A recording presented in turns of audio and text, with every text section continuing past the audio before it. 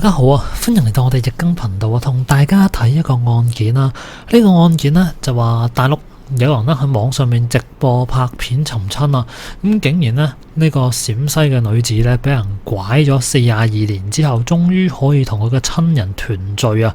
佢亦都係講啦，話自己揾翻屋企人呢就好幸福啊！咁我哋睇睇新聞點講啦。咁根據極目新聞報導啊，喺1981年嘅秋天，楊小麗俾佢嘅爸爸嘅工友彭某呢，由陝西漢中拐賣去到四川南充營山縣。楊小麗記得啦，被拐嗰陣時咧，佢係着住一對燈芯絨花布鞋，自己住喺一個叫沙壩或者係沙坪壩嘅地方，門口有條河嘅。當時咧仲坐咗成晚火車。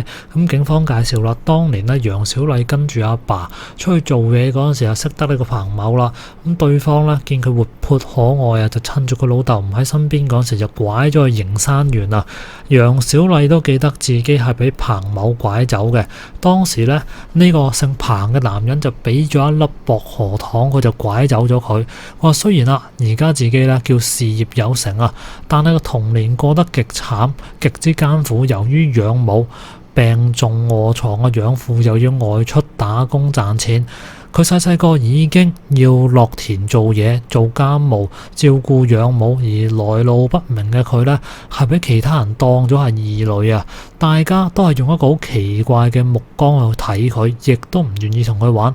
咁由6歲起呢，楊小麗佢有心入邊呢，就喺度講啦，佢一定呢就要揾翻自己屋企人啊！咁佢長大成人之後呢，20歲嘅楊小麗就去到深圳嘅一間塑料廠打工啦。佢記得呢，細個嗰陣時呢，有村民就成日話佢係由四川巴中南江帶到去南充營山縣嘅。咁做咗幾個月賺錢之後呢，1999年啊，楊小麗就第一次呢搭上呢個尋親路。咁當時呢，佢坐火車再轉車，咁幾經轉折呢，去到村門口入邊所講嘅南江縣。咁喺條街嗰度呢，派發尋親傳單啦，話自己到而家都仲好記得當時嘅心情啊！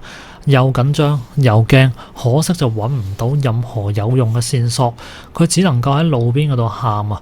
坐上翻去深圳嘅車啦。後來每一年呢，佢都會去南江嗰度揾親人，但係依然呢係揾唔到人嘅。去到29歲，佢喺四川南充嗰度成家啦。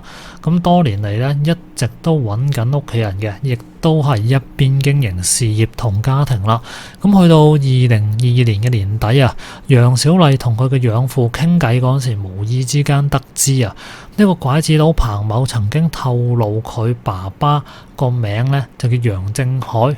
去到今年嘅6月呢，佢又從佢養父母口入邊知道自己原來呢係疑似嚟自陝西漢中嘅南鄭縣啊。於是乎呢，就開始去到陝西漢中南鄭嗰度尋親啦，亦都係繼續網上邊直播發短片就揾親人。咁去到7月19號啦，楊小麗喺直播間同網民互動啦。咁期間呢，有一個陌生人直播留言就話啦：你係我個妹，我老豆呢就叫楊文海，彭某呢就喺南鄭酒廠煮酒。起初呢，楊小麗認為對方係騙子，就冇理佢啦。咁有一個呢嚟自重慶嘅有心人呢，就聯絡咗陌生人啦。對方呢係提供屋企人嘅相同身份證等等嘅資料。咁喺呢個志願者嘅勸說底下呢，楊小麗就聯絡咗呢個陌生人啦。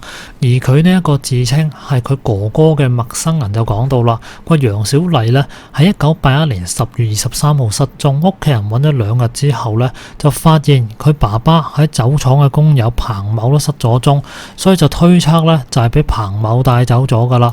咁佢屋企人呢喺多次去到彭某嘅籍貫所在地四川嗰度揾人，但係揾唔到。但係實際上啊，彭某一早呢就同改嫁嘅媽媽去到四川南充，同時爸爸個名呢就叫楊文海。楊小麗被拐嗰陣時呢，佢所着嘅鞋呢係由嫲嫲親手做嘅。咁拐人嘅彭某個名係對得上㗎。咁去到7月24號啦，楊小麗就再次去到陝西漢中南鄭啦。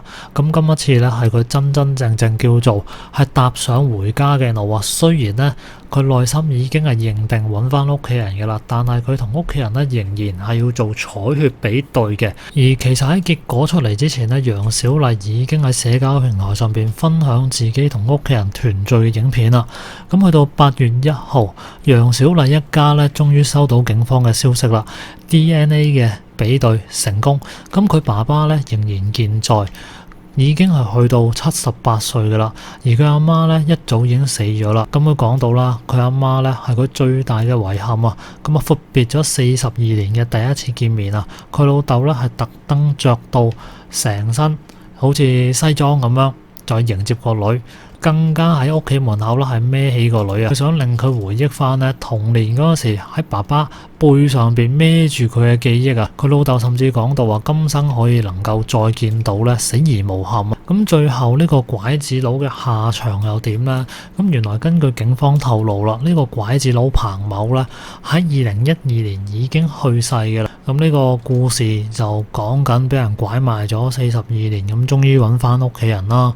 咁其實成件事咧，對幾個家庭嚟講，其實都傷害幾大嘅。咁最後都係嗰句啦，沒有買賣就沒有傷害啦。好啦，咁今集咧同大家睇到呢度先啦。大家有咩想講咧？下邊留個言啦。咁我哋下集再見啦，拜拜。